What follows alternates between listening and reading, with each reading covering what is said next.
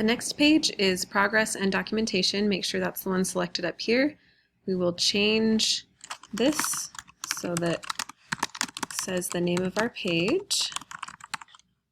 Always remember to click Save. This one already has a horizontal line for me. If it didn't, you would need to add that element just like we did on the Me and My Goal page.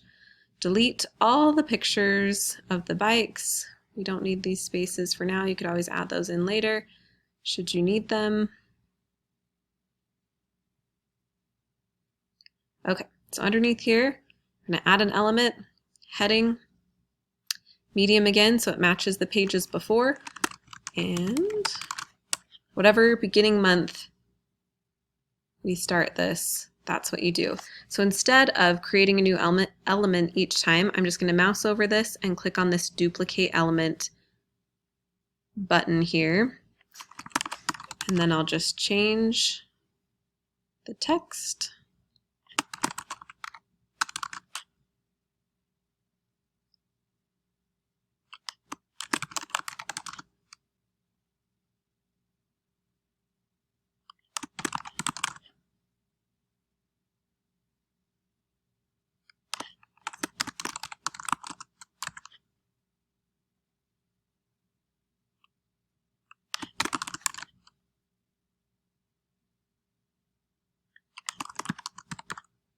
Duplicate.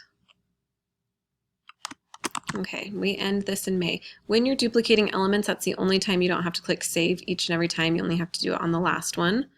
And then underneath September, we'll add an element. This time we want a text box. We're going to do the same thing where we duplicate the element, then you mouse down to what you just duplicated and press the down arrow. Duplicate, come down to the element you just created, and arrow down. Duplicate, arrow down. Duplicate, arrow down.